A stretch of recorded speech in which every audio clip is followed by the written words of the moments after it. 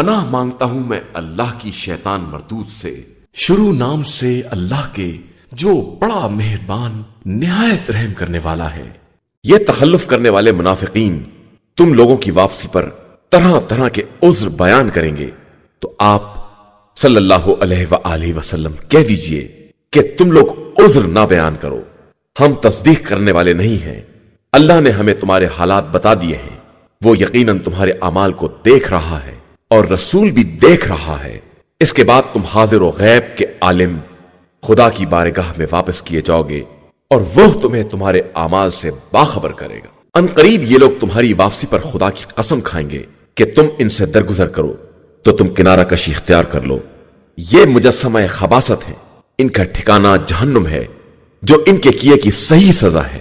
یہ تمہارے سامنے قسم کھاتے ہیں کہ تم ان سے راضی ہو جاؤ، تو اگر تم راضی بھی ہو جاؤ تو خدا فاسق قوم سے راضی ہونے والا نہیں ہے۔ یہ دیہاتی کفر اور نفاق میں بہت سخت ہیں اور اسی قابل ہیں کہ جو کتاب خدا نے اپنے رسول صلی اللہ علیہ وآلہ وسلم پر نازل کی ہے اس کے حدود اور احکام کو نہ پہچانے، اور اللہ خوب جاننے والا اور صاحب حکمت ہے۔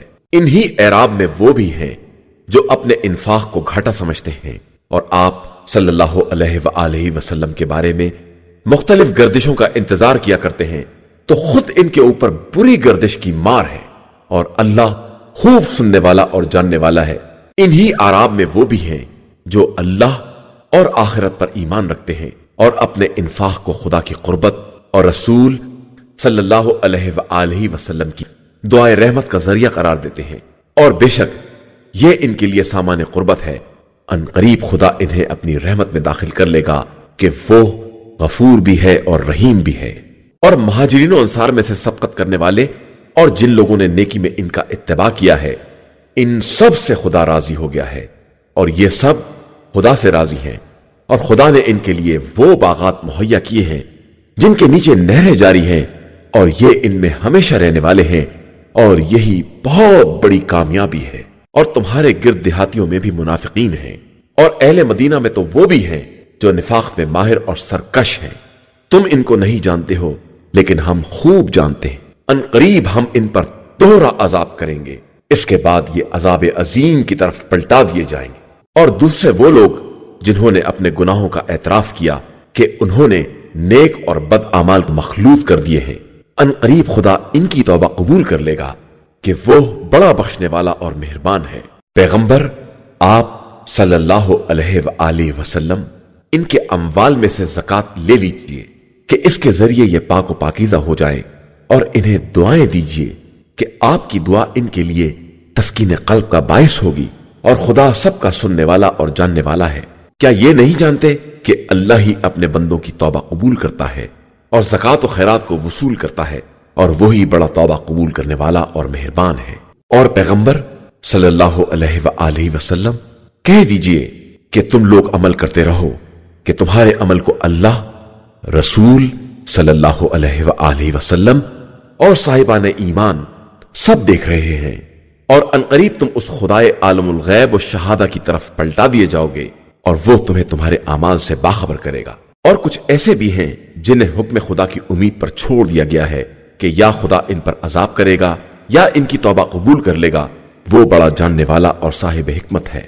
اور جن لوگوں نے مسجد زرار بنائی کہ اس کے ذریعے اسلام کو نقصان پہنچائیں اور کفر کو تقویت بخشیں اور مومنین کے درمیان اختلاف پیدا کرائیں، اور پہلے سے خدا اور رسول سے جنگ کرنے والوں کے لیے پناہ گاہ تیار کریں، وہ بھی منافقین ہی ہیں، اور یہ قسم کھاتے ہیں کہ ہم نے صرف نیکی کے لیے مسجد بنائی ہے، حالانکہ یہ خدا گواہی دیتا ہے کہ یہ سب جھوٹے ہیں۔ خبردار آپ اس مسجد میں کبھی کھڑے بھی نہ ہوں، بلکہ جس مسجد کی بنیاد روز اول سے تقوی پر ہے، وہ اس قابل ہے کہ آپ صلی اللہ علیہ وآلہ وسلم اس میں نماز ادا کریں۔ اس میں وہ مرد بھی ہیں جو طہارت کو دوست رکھتے ہیں، اور خدا بھی پاکیزہ افراد سے محبت کرتا ہے۔ کیا جس نے اپنی بنیاد خوف خدا اور رضا الہی پر رکھی ہے وہ بہتر ہے، یا جس نے اپنی بنیاد اس گرتے ہوئے کگارے کے کنارے پر رکھی ہو کہ وہ ساری عمارت کو لے کر جہنم میں گر جائے، اور اللہ ظالم قوم کی ہدایت نہیں کرتا ہے۔ اور ہمیشہ ان کی بنائی ہوئی عمارت کی بنیاد ان کے دلوں میں شک کا باعث بنی رہے گی، مگر یہ کہ ان کے دل کے ٹکڑے ٹکڑے ہو جائیں اور انہیں موت آ جائے کہ اللہ خوب جاننے والا اور صاحب حکمت ہے۔ بے شک اللہ نے صاحبان ایمان سے ان کے جان و مال کو جنت کے عوض خرید لیا ہے کہ یہ لوگ راہ خدا میں جہاد کرتے ہیں اور دشمنوں کو قتل کرتے ہیں اور پھر خود بھی قتل ہو جاتے ہیں۔ یہ وعدہ برحق توریت، انجیل اور قرآن ہر جگہ ذکر ہوا ہے، اور خدا سے زیادہ اپنی عہد کو پورا کرنے والا کون ہوگا؟ تو اب تم لوگ اپنی اس تجارت پر خوشیاں مناؤ جو تم نے خدا سے کی ہے، کہ یہی سب سے بڑی کامیابی ہے۔ یہ لوگ توبہ کرنے والے، عبادت کرنے والے، حمد پروردگار کرنے والے، راہ خدا میں سفر کرنے والے، رکوع کرنے والے، سجدہ کرنے والے، نیکیوں کا حکم دینے والے، برائیوں سے روکنے والے اور حدود الہیہ کی حفاظت کرنے والے ہیں۔ اور اے پیغمبر، آپ صلی اللہ علیہ وآلہ وسلم انہیں جنت کی بشارت دے دیں۔ نبی اور صاحبان ایمان کی شان یہ نہیں ہے کہ وہ مشرکین کے حق میں استغفار کریں، چاہے وہ ان کے قرابت دار ہی کیوں نہ ہوں، جبکہ یہ واضح ہو چکا ہے کہ یہ اصحاب جہنم ہیں۔ اور ابراہیم کا استغفار ان کے باپ کے لیے صرف اس وعدے کی بنا پر تھا جو انہوں نے اس سے کیا تھا۔ اس کے بعد جب یہ واضح ہو گیا کہ وہ دشمن خدا ہے تو اس سے برات اور بیزاری بھی کر لی کہ ابراہیم بہت زیادہ تضرع کرنے والے اور بردبار تھے، اور اللہ کسی قوم کو ہدایت دینے کے بعد اس وقت تک گمراہ نہیں قرار دیتا جب تک ان پر یہ واضح نہ کر دے کہ انہیں کن چیزوں سے پرہیز کرنا ہے۔ بے شک اللہ ہر شے کا جاننے والا ہے۔ اللہ ہی کے لیے زمین و آسمان کی حکومت ہے، اور وہی حیات و موت کا دینے والا ہے۔ اس کے علاوہ تمہارا نہ کوئی سرپرست ہے نہ مددگار۔ بے شک خدا نے پیغمبر صلی اللہ علیہ وآلہ وسلم اور ان مہاجرین و انصار پر رحم کیا ہے جنہوں نے تنگی کے وقت میں پیغمبر صلی اللہ علیہ وآلہ وسلم کا ساتھ دیا ہے، جبکہ ایک جماعت کے دلوں میں کجی پیدا ہو رہی تھی۔ پھر خدا نے ان کی توبہ کو قبول کر لیا کہ وہ ان پر بڑا ترس کھانے والا اور مہربانی کرنے والا ہے۔ اور اللہ نے ان تینوں پر بھی رحم کیا جو جہاز سے پیچھے رہ گئے، یہاں تک کہ جب زمین اپنی وسعتوں سمیت ان پر تنگ ہو گئی اور ان کے دم پر بن گئی، اور انہوں نے یہ سمجھ لیا کہ اب اللہ کے علاوہ کوئی پناہ گاہ نہیں ہے، تو اللہ نے ان کی طرف توجہ فرمائی کہ وہ توبہ کر لیں، اس لیے کہ وہ بڑا توبہ قبول کرنے والا اور مہربان ہے۔ ایمان والو، اللہ سے ڈرو اور صادقین کے ساتھ ہو جاؤ۔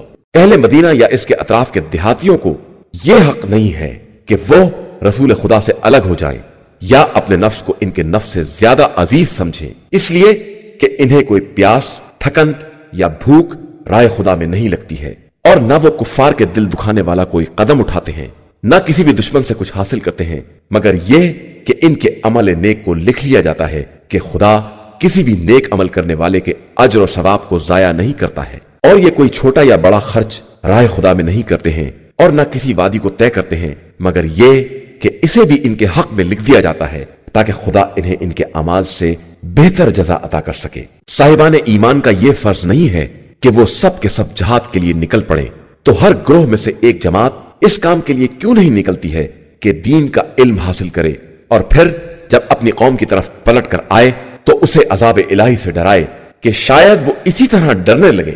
ایمان والو، اپنے آس پاس والے کفار سے جہاد کرو اور وہ تم میں سختی اور طاقت کا احساس کریں، اور یاد رکھو کہ اللہ صرف پرہیزگار افراد کے ساتھ ہے۔ اور جب کوئی سورہ نازل ہوتا ہے تو ان میں سے بعض یہ طنز کرتے ہیں کہ تم میں سے کس کے ایمان میں اضافہ ہو گیا ہے، تو یاد رکھیں کہ جو ایمان والے ہیں ان کے ایمان میں اضافہ ہوتا ہے اور وہ خوش بھی ہوتے ہیں، اور جن کے دلوں میں مرض ہے ان کے مرض میں سورہ ہی سے اضافہ ہو جاتا ہے اور وہ کفر ہی کی حالت میں مر جاتے ہیں۔ کیا یہ نہیں دیکھتے کہ انہیں ہر سال 1-2 مرتبہ بلا میں مبتلا کیا جاتا ہے، پھر اس کے بعد بھی نہ توبہ کرتے ہیں اور نہ عبرت حاصل کرتے ہیں؟ اور جب کوئی سورہ نازل ہوتا ہے تو ایک دوسرے کی طرف دیکھنے لگتے ہیں کہ کوئی دیکھ تو نہیں رہا ہے، اور پھر پلٹ جاتے ہیں، تو خدا نے بھی ان کے قلوب کو پلٹ دیا ہے کہ یہ سمجھنے والی قوم نہیں ہے۔ یقیناً تمہارے پاس وہ پیغمبر صلی اللہ علیہ وآلہ وسلم آیا ہے جو تم ہی میں سے ہے، اور اس پر تمہاری ہر مصیبت شاق ہوتی ہے۔ وہ تمہاری ہدایت کے بارے میں حرص رکھتا ہے اور مومنین کے حال پر شفیق اور مہربان ہے۔ اب اس کے بعد بھی یہ لوگ منہ پھیر لیں تو کہہ دیجئے کہ میرے لیے خدا کافی ہے، اس کے علاوہ کوئی خدا نہیں ہے، میرا اعتماد اسی پر ہے اور وہی अर्श आजम का परवरदिगार है। शुरू नाम से अल्लाह के जो बड़ा मेहरबान निहायत रहम करने वाला है। अलिफ लाम रा, ये पुरअस हिकमत किताब की आयतें हैं। क्या लोगों के लिए ये बात अजीब है कि इन्हीं में से एक मर्द पर हम ये वही नाजिल कर दें कि लोगों को अजाब से डराओ और साहिबाने ईमान को बशारत दे दो कि इनके लिए परवरदिगार की बारगाह में बुलंद तरीन दर्जा है। मगर ये काफिर कहते हैं कि ये खुला हुआ जादूगर है। बेशक तुम्हारा परवरदिगार वो है जिसने जमीन और आसमान को 6 दिनों में पैदा किया है, फिर उसके बाद अर्श पर अपना इख्तिदार कायम किया है। वो तमाम उमूर की तदबीर करने वाला है, कोई उसकी इजाजत के बगैर शफात करने वाला नहीं है। वही तुम्हारा परवरदिगार है और उसी की इबादत करो। क्या तुम्हें होश नहीं आ रहा है? उसी की तरफ तुम सबकी बाज़गश्त है। ये खुदा का सच्चा वादा है। वही खिलकत का आगाज करने वाला है और वापस ले जाने वाला है, ताकि ईमान और नेक अमल करने वालों को आदिलाना जजा दे सके। और जो काफिर हो गए हैं इनके लिए तो गर्म पानी का मशरूब है और इनके कुफ्र की बिना पर दर्दनाक अजाब भी है। उसी खुदा ने आफताब को रोशनी और चांद को नूर बनाया है, फिर चांद की मंजिलें मुकर्रर की हैं ताकि इनके जरिए बरसों की तादाद और दूसरे हिसाबात दरियाफ्त कर सको। यह सब खुदा ने सिर्फ हक के साथ पैदा किया है कि वो साहिबान इल्म के लिए अपनी आयतों को तफसील के साथ बयान करता है। बेशक दिन रात की आमद और रफ्त और जो कुछ खुदा ने आसमान और जमीन में पैदा किया है, इन सब में साहिबान तक़वा के लिए इसकी निशानियां पाई जाती हैं। यकीनन जो लोग हमारी मुलाकात की उम्मीद नहीं रखते हैं और जिंदगानी दुनिया पर ही राजी और मुतमईन हो गए हैं, और जो लोग हमारी आयात से गाफिल हैं, ये सब वो हैं जिनके अमाल की बिना पर इनका ठिकाना जहन्नुम है। बेशक जो लोग ईमान लाए और उन्होंने नेक अमाल किए, खुदा इनके ईमान की बिना पर इस मंजिल की तरफ इनकी रहनुमाई करेगा जहां नेमतों के बागात के नीचे नहरें जारी होंगी। वहां इनका कौल ये होगा कि खुदाया तू पाक और बेनियाज है, और इनका तोहफा सलाम होगा। और इनका आखिरी बयान ये होगा कि सारी तारीफ खुदाए रब्बुल आलमीन के लिए है। अगर खुदा लोगों के लिए बुराई में भी इतनी ही जल्दी कर देता जितनी ये लोग भलाई में चाहते हैं, तो अब तक इनकी मुद्दत का फैसला हो चुका होता। हम तो अपनी मुलाकात की उम्मीद ना रखने वालों को इनकी सरकशी में छोड़ देते हैं कि ये यूं ही ठोकरें खाते फिरें। इंसान को जब कोई नुकसान पहुंचता है तो उठते बैठते करवटें बदलते हमको पुकारता है, और जब हम इस नुकसान को दूर कर देते हैं तो यूं गुजर जाता है जैसे कभी किसी मुसीबत में हमको पुकारा ही नहीं था। बेशक ज्यादती करने वालों के अमाल यूं ही इनके सामने आरास्ता कर दिए जाते हैं।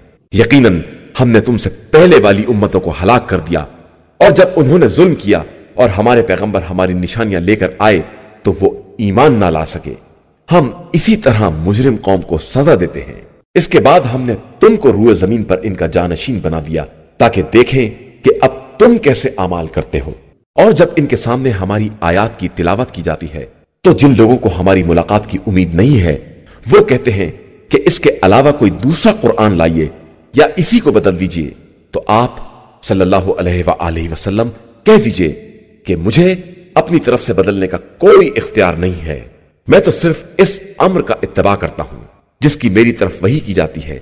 मैं अपने परवरदिगार की नाफरमानी करूं तो मुझे एक बड़े अजीम दिन के अजाब का खौफ है। आप सल्लल्लाहु अलैहि वसल्लम कह दीजिए कि अगर खुदा चाहता तो मैं तुम्हारे सामने तिलावत ना करता और तुम्हें इसकी इत्तला भी ना करता। आखिर मैं इससे पहले भी तुम्हारे दरमियान एक मुद्दत तक रह चुका हूं। तो क्या तुम्हारे पास इतनी अक्ल भी नहीं है?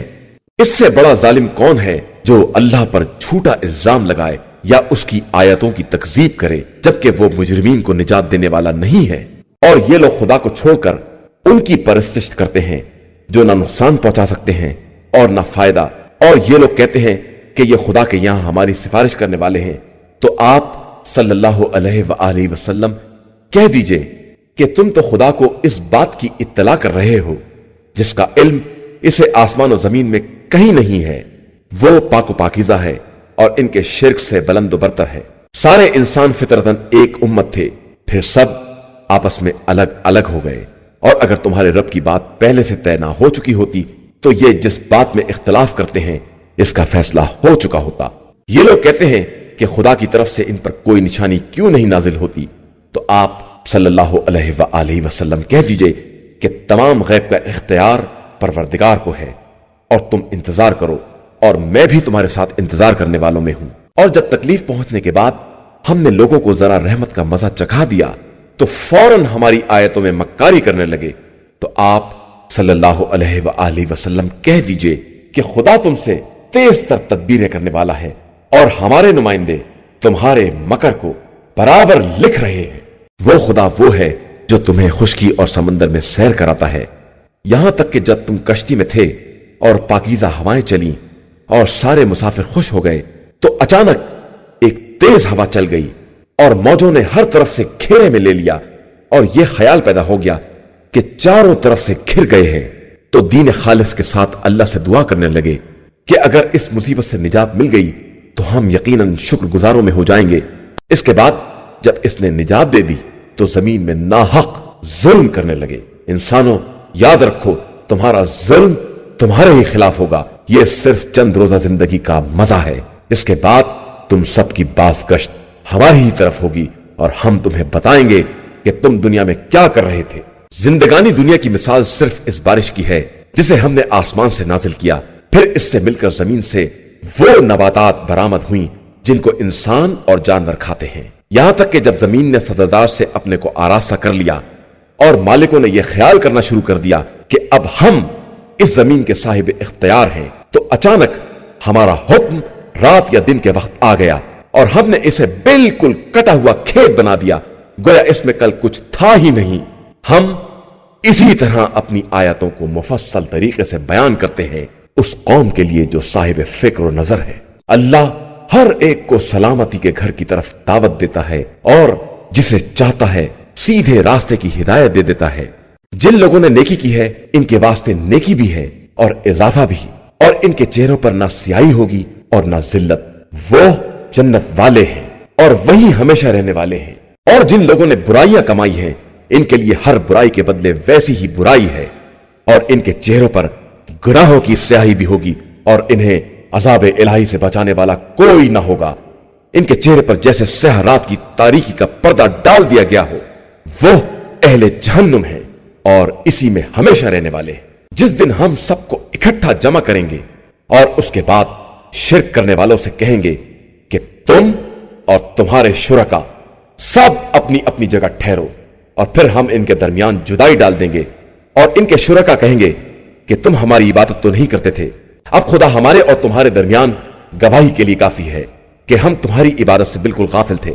اس وقت ہر شخص اپنے گزشتہ اعمال کا امتحان کرے گا، اور سب مولا برحق خداوند تعالیٰ کی بارگاہ میں پلٹا دیے جائیں گے، اور جو کچھ افطرا کر رہے تھے وہ سب پھٹک کر گم ہو جائے گا۔ پیغمبر صلی اللہ علیہ وآلہ وسلم، ذرا ان سے پوچھئے کون رزق دیتا ہے، اور کون تمہاری سماعت و بصارت کا مالک ہے، اور کون مردہ سے زندہ اور زندہ سے مردہ کو نکالتا ہے، اور کون سارے امور کی تدبیر کرتا ہے، تو یہ سب یہی کہیں گے کہ اللہ۔ تو آپ صلی اللہ علیہ وآلہ وسلم کہیے تو پھر اس سے کیوں نہیں ڈرتے ہو؟ وہی اللہ تمہارا برحق پالنے والا ہے، اور حق کے بعد ضلالت کے سوا کچھ نہیں ہے، تو تم کس طرف لے جائے جا رہے ہو؟ اسی طرح خدا کا عذاب فاسقوں کے حق میں ثابت ہو گیا کہ وہ ایمان لانے والے نہیں ہیں۔ آپ ذرا پوچھئے کہ کیا تمہارے شریکوں میں کوئی ہے جو خلقت کی ابتدا کرے اور پھر دوبارہ اسے پلٹا سکے؟ اور پھر بتائیے کہ اللہ ہی مخلوقات کی ابتدا کرتا ہے اور وہی انہیں پلٹاتا بھی ہے، تو تم آخر کدھر چلے جا رہے ہو؟ کہیے کہ کیا تمہارے شرکا میں کوئی ایسا ہے جو حق کی ہدایت کر سکے؟ اور پھر بتائیے کہ اللہ ہی حق کی ہدایت کرتا ہے، اور جو حق کی ہدایت کرتا ہے وہ واقعاً قابل اتباع ہے یا جو ہدایت کرنے کے قابل بھی نہیں ہے، مگر یہ کہ خود اس کی ہدایت کی جائے؟ تو آخر تمہیں کیا ہو گیا ہے اور تم کیسے فیصلے کر رہے ہو؟ اور ان کی اکثریت تو صرف خیالات کا اتباع کرتی ہے، جبکہ گمان حق کے بارے میں کوئی فائدہ نہیں پہنچا سکتا۔ بے شک اللہ ان کے اعمال سے خوب واقف ہے، اور یہ قرآن کسی غیر خدا کی طرف سے افطرا نہیں ہے، بلکہ اپنے ما سبق کی کتابوں کی تصدیق اور تفصیل ہے، جس میں کسی شک کی گنجائش نہیں ہے۔ یہ رب العالمین کا نازل کردہ ہے۔ کیا یہ لوگ یہ کہتے ہیں کہ اسے پیغمبر نے گڑھ لیا ہے؟ تو کہہ دیجئے کہ تم اس کے جیسا ایک ہی سورہ لے آؤ اور خدا کے علاوہ جسے چاہو اپنی مدد کے لیے بلا لو اگر تم اپنے الزام میں سچے ہو۔ در حقیقت ان لوگوں نے اس چیز کی تکذیب کی ہے جس کا مکمل علم بھی نہیں ہے اور اس کی تعویل بھی ان کے پاس نہیں آئی ہے۔ اسی طرح ان کے پہلے والوں نے بھی تکذیب کی تھی۔ اب دیکھو کہ ظلم کرنے والوں کا انجام کیا ہوتا ہے۔ ان میں بعض وہ ہیں جو اس پر ایمان لاتے ہیں اور بعض نہیں مانتے ہیں، اور آپ صلی اللہ علیہ وآلہ وسلم کا پروردگار فساد کرنے والوں کو خوب جانتا ہے۔ اور اگر یہ آپ صلی اللہ علیہ وآلہ وسلم کی تکذیب کریں تو کہہ دیجئے کہ میرے لیے میرا عمل ہے اور تمہارے لیے تمہارا عمل ہے، تم میرے عمل سے بری اور میں تمہارے اعمال سے بیزار ہوں۔ اور ان میں سے بعض ایسے بھی ہیں جو بظاہر کان لگا کر سنتے بھی ہیں، لیکن کیا آپ بہروں کو بات سنانا چاہتے ہیں جبکہ وہ سمجھتے بھی نہیں ہیں؟ اور ان میں کچھ ہیں جو آپ کی طرف دیکھ رہے ہیں، تو کیا آپ اندھوں کو بھی ہدایت دے سکتے ہیں چاہے وہ کچھ نہ دیکھ پاتے ہوں؟ اللہ انسانوں پر ذرہ برابر ظلم نہیں کرتا ہے، بلکہ انسان خود ہی اپنے اوپر ظلم کیا کرتے ہیں۔ جس دن خدا ان سب کو محشور کرے گا اس طرح کے جیسے دنیا میں صرف ایک ساتھ ٹھہرے ہوں، اور وہ آپس میں ایک دوسرے کو پہچانتے ہوں گے۔ یقیناً جن لوگوں نے خدا کی ملاقات کا انکار کیا ہے وہ خسارے میں رہے اور ہدایت یافتہ نہیں ہو سکے۔ اور ہم نے جن باتوں کا ان سے وعدہ کیا ہے انہیں آپ صلی اللہ علیہ وآلہ وسلم کو دکھا دیں، یا آپ صلی اللہ علیہ وآلہ وسلم کو پہلے ہی دنیا سے اٹھا لیں۔ انہیں تو بہرحال پلٹ کر ہماری ہی بارگاہ میں آنا ہے۔ اس کے بعد خدا خود ان کے اعمال کا گواہ ہے اور ہر امت کے لیے ایک رسول ہے، اور جب رسول آ جاتا ہے تو ان کے درمیان عادلانہ فیصلہ ہو جاتا ہے اور ان پر کسی طرح کا ظلم نہیں ہوتا ہے۔ یہ لوگ کہتے ہیں کہ اگر آپ صلی اللہ علیہ وآلہ وسلم سچے ہیں تو یہ وعدہ عذاب کب پورا ہوگا؟ کہہ دیجئے کہ میں اپنے نفس کے نقصان و نفع کا بھی مالک نہیں ہوں، جب تک کہ خدا نہ چاہے۔ ہر قوم کے لیے ایک مدت معین ہے جس سے ایک ساتھ کی بھی نہ تاخیر ہو سکتی ہے اور نہ تقدیم۔ کہہ دیجئے کہ تمہارا کیا خیال ہے اگر اس کا عذاب رات کے وقت یا دن میں آ جائے تو تم کیا کرو گے؟ آخر یہ مجرمین کس بات کی جلدی کر رہے ہیں؟ تو کیا تم عذاب کے نازل ہونے کے بعد ایمان لاؤ گے؟ اور کیا اب ایمان لاؤ گے جبکہ تم عذاب کی جلدی مچائے ہوئے تھے؟ اس کے بعد ظالمین سے کہا جائے گا کہ اب ہمیشگی کا مزہ چکھو۔ کیا تمہارے اعمال کے علاوہ کسی اور چیز کا بدلہ دیا جائے گا؟ یہ آپ صلی اللہ علیہ وآلہ وسلم سے دریافت کرتے ہیں کہ کیا یہ عذاب برحق ہے؟ تو فرما دیجئے کہ ہاں بے شک برحق ہے، اور تم خدا کو عاجز نہیں بنا سکتے۔ اگر ہر ظلم کرنے والے نفس کو ساری زمین کے خزینے مل جائیں تو وہ اس دن کے عذاب کے بدلے دے دے گا، اور عذاب کے دیکھنے کے بعد اندر اندر نادم بھی ہوگا، لیکن ان کے درمیان انصاف کے ساتھ فیصلہ کر دیا جائے گا اور ان پر کسی طرح کا ظلم نہ کیا جائے گا۔ یاد رکھو کہ خدا ہی کے لیے زمین و آسمان کے کل خزانے ہیں، اور آگاہ ہو جاؤ کہ خدا کا وعدہ برحق ہے، اگرچہ لوگوں کی اکثریت نہیں سمجھتی ہے۔ وہی خدا حیات و موت کا دینے والا ہے، اور اسی کی طرف تم سب کو پلٹا کر لے جایا جائے گا۔ ایھا الناس، تمہارے پاس پروردگار کی طرف سے نصیحت اور دلوں کی شفا کا سامان اور ہدایت اور صاحبان ایمان کے لیے رحمت قرآن آ چکا ہے۔ پیغمبر صلی اللہ علیہ وآلہ وسلم کہہ دیجئے کہ یہ قرآن فضل و رحمت خدا کا نتیجہ ہے، لہذا انہیں اس پر خوش ہونا چاہیے کہ یہ ان کے جمع کیے ہوئے اموال سے کہیں زیادہ بہتر ہے۔ آپ صلی اللہ علیہ وآلہ وسلم کہہ دیجئے کہ خدا نے تمہارے لیے رزق نازل کیا تو تم نے اس میں بھی حلال و حرام بنانا شروع کر دیا، تو کیا خدا نے تمہیں اس کی اجازت دی ہے یا تم خدا پر افطرا کر رہے ہو؟ اور جو لوگ خدا پر جھوٹا الزام لگاتے ہیں ان کا روز قیامت کے بارے میں کیا خیال ہے؟ اللہ انسانوں پر فضل کرنے والا ہے لیکن ان کی اکثریت شکر کرنے والی نہیں ہے۔ اور پیغمبر آپ صلی اللہ علیہ وآلہ وسلم کسی حال میں رہیں اور قرآن کے کسی حصے کی تلاوت کریں، اور اے لوگو تم کوئی عمل کرو، ہم تم سب کے گواہ ہوتے ہیں۔ جب بھی کوئی عمل کرتے ہو اور تمہارے پروردگار سے زمین و آسمان کا کوئی ذرہ دور نہیں ہے، اور کوئی شے ذرے سے بڑی یا چھوٹی ایسی نہیں ہے جسے ہم نے اپنی کھلی کتاب میں جمع نہ کر دیا ہو۔ آگاہ ہو جاؤ کہ اولیاء خدا پر نہ خوف طاری ہوتا ہے اور نہ وہ محزون اور رنجیدہ ہوتے ہیں۔ یہ وہ لوگ ہیں جو ایمان لائے اور خدا سے ڈرتے ہیں۔ ان کے لیے زندگانی دنیا اور آخرت دونوں مقامات پر بشارت اور خوشخبری ہے، اور کلمات خدا میں کوئی تبدیلی نہیں ہو سکتی ہے اور یہی در حقیقت عظیم کامیابی ہے۔ پیغمبر آپ صلی اللہ علیہ وآلہ وسلم ان کی باتوں سے رنجیدہ نہ ہو۔ عزت سب کی سب صرف اللہ کے لیے ہے، وہی سب کچھ سننے والا ہے اور جاننے والا ہے۔ آگاہ ہو جاؤ کہ اللہ ہی کے لیے زمین و آسمان کی ساری مخلوقات اور کائنات ہے، اور جو لوگ خدا کو چھوڑ کر دوسرے شریکوں کو پکارتے ہیں یہ صرف اپنے خیالات کا اتباع کرتے ہیں اور یہ صرف اندازوں پر زندگی گزار رہے ہیں۔ وہ خدا وہ ہے جس نے تمہارے لیے رات بنائی ہے تاکہ اس میں سکون حاصل کر سکو، اور دن کو روشنی کا ذریعہ بنایا ہے، اور اس میں بھی بات سننے والی قوم کے لیے نشانیاں پائی جاتی ہیں۔ یہ لوگ کہتے ہیں کہ اللہ نے اپنا کوئی بیٹا بنایا ہے، حالانکہ وہ پاک و بے نیاز ہے اور اس کے لیے زمین و آسمان کی ساری کائنات ہے۔ تمہارے پاس تو تمہاری بات کی کوئی دلیل بھی نہیں ہے، کیا تم لوگ خدا پر وہ الزام لگاتے ہو جس کا تمہیں علم بھی نہیں ہے؟ پیغمبر آپ صلی اللہ علیہ وآلہ وسلم کہہ دیجئے کہ جو لوگ خدا پر جھوٹا الزام لگاتے ہیں وہ کبھی کامیاب نہیں ہو سکتے۔ اس دنیا میں تھوڑا سا آرام ہے، اس کے بعد سب کی بازگشت ہمارے ہی طرف ہے۔ اس کے بعد ہم ان کے کفر کی بنا پر انہیں شدید عذاب کا مزہ چکھائیں گے۔ آپ صلی اللہ علیہ وآلہ وسلم ان کفار کے سامنے نوح کا واقعہ بیان کریں کہ انہوں نے اپنی قوم سے کہا کہ اگر تمہارے لیے میرا قیام اور آیات الہیہ کا یاد دلانا سخت ہے تو میرا اعتماد اللہ پر ہے۔ تم بھی اپنا ارادہ پختہ کر لو اور اپنے شریکوں کو بلا لو، اور تمہاری کوئی بات تمہارے اوپر مخفی بھی نہ رہے، پھر جو جی چاہے کر گزرو اور مجھے کسی طرح کی مہلت نہ دو۔ پھر اگر تم انحراف کرو گے تو میں تم سے کوئی اجر بھی نہیں چاہتا ہوں، میرا اجر تو صرف اللہ کے ذمے ہے، اور مجھے حکم دیا گیا ہے کہ میں اس کے اطاعت گزاروں میں شامل رہوں۔ پھر قوم نے ان کی تکذیب کی تو ہم نے نوح اور ان کے ساتھیوں کو کشتی میں نجات دے دی اور انہیں زمین کا وارث بنا دیا، اور اپنی آیات کی تکذیب کرنے والوں کو ڈبو دیا۔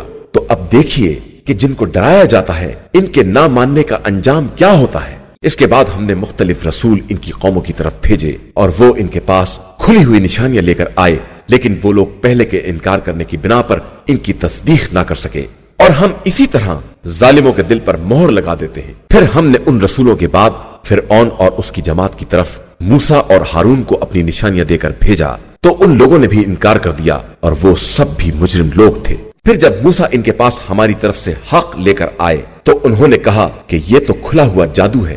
موسیٰ نے جواب دیا کہ تم لوگ حق کے آنے کے بعد اسے جادو کہہ رہے ہو، کیا یہ تمہارے نزدیک جادو ہے؟ جبکہ جادوگر کبھی کامیاب نہیں ہوتے۔ ان لوگوں نے کہا کہ تم یہ پیغام اس لیے لائے ہو کہ ہمیں باپ دادا کے راستے سے منحرف کر دو اور تم دونوں کو زمین میں حکومت و اقتدار مل جائے، اور ہم ہرگز تمہاری بات ماننے والے نہیں ہیں۔ اور فرعون نے کہا کہ تمام ہوشیار ماہر جادوگروں کو میرے پاس حاضر کرو۔ پھر جب جادوگر آ گئے تو موسیٰ نے ان سے کہا جو کچھ پھینکنا چاہتے ہو پھینکو۔ پھر جب ان لوگوں نے رسیوں کو ڈال دیا تو موسیٰ نے کہا جو کچھ تم لے آئے ہو یہ جادو ہے، اور اللہ اس کو بیکار کر دے گا، وہ مفسدین کے عمل کو درست نہیں ہونے دیتا ہے اور اپنے کلمات کے ذریعے حق کو ثابت کر دیتا ہے، چاہے مجرمین کو کتنا ہی برا کیوں نہ لگے۔ پھر بھی موسیٰ پر ایمان نہ لائے مگر ان کی قوم کی ایک نسل، اور وہ بھی فرعون اور اس کی جماعت کے خوف کے ساتھ کہ کہیں وہ کسی آزمائش میں نہ مبتلا کر دے، کہ فرعون بہت اونچا ہے اور وہ اسراف اور زیادتی کرنے والا بھی ہے۔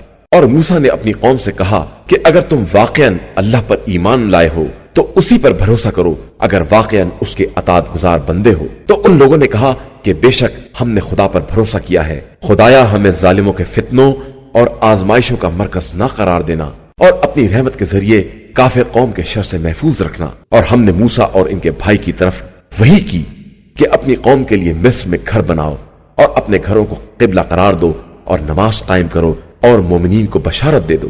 اور موسیٰ نے کہا کہ پروردگار تو نے فرعون اور اس کے ساتھیوں کو زندگانی دنیا میں اموال عطا کیے ہیں، خدایا یہ تیرے راستے سے بہکائیں گے، خدایا ان کے اموال کو برباد کر دے، ان کے دلوں پر سختی نازل فرما، یہ اس وقت تک ایمان نہ لائیں گے جب تک اپنی آنکھوں سے دردناک عذاب نہ دیکھ لیں۔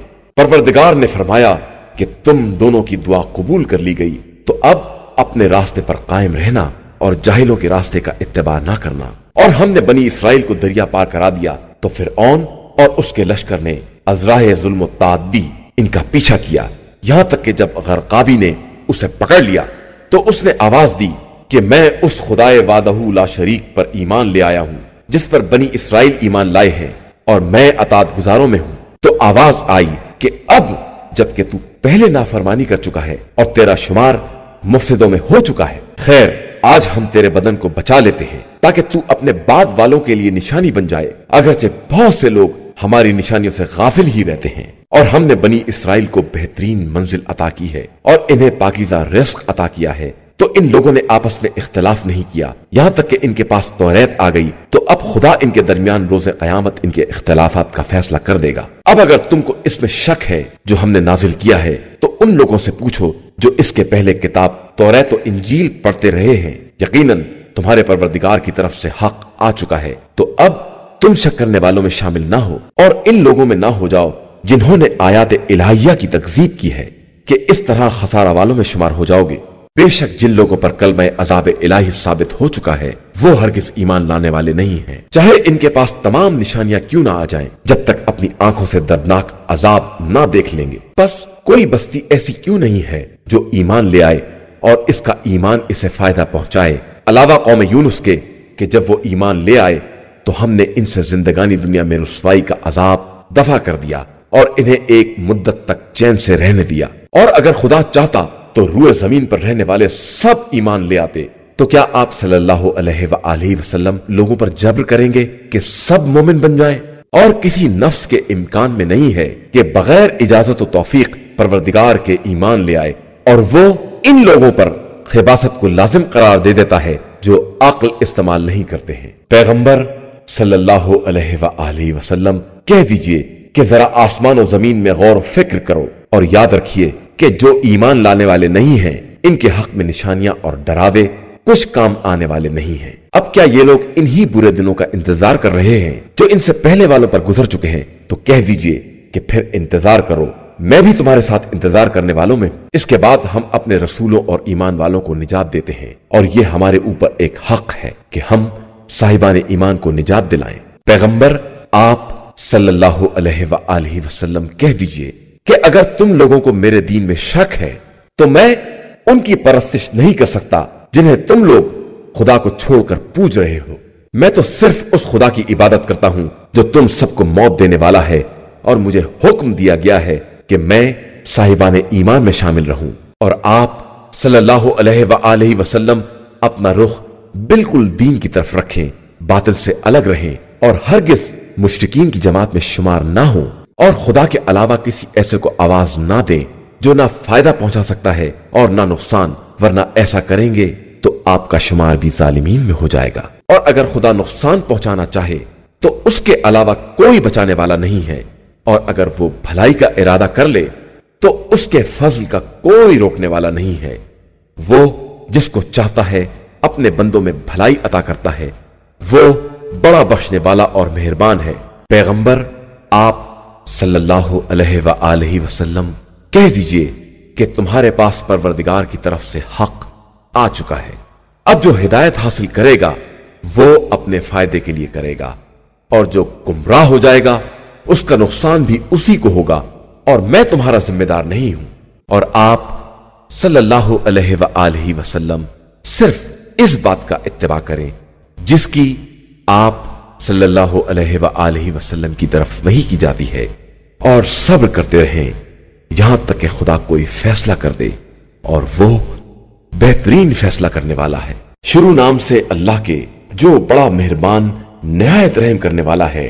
الف لام را، یہ وہ کتاب ہے جس کی آیتیں محکم بنائی گئی ہیں اور ایک صاحب علم و حکمت کی طرف سے تفصیل کے ساتھ بیان کی گئی ہیں کہ اللہ کے علاوہ کسی کی عبادت نہ کرو، میں اسی کی طرف سے ڈرانے والا اور بشارت دینے والا ہوں، اور اپنے رب سے استغفار کرو، پھر اس کی طرف متوجہ ہو جاؤ، وہ تم کو مقررہ مدت میں بہترین فائدہ عطا کرے گا اور صاحب فضل کو اس کے فضل کا حق دے گا، اور میں تمہارے بارے میں ایک بڑے دن کے عذاب سے خوف زدہ ہوں۔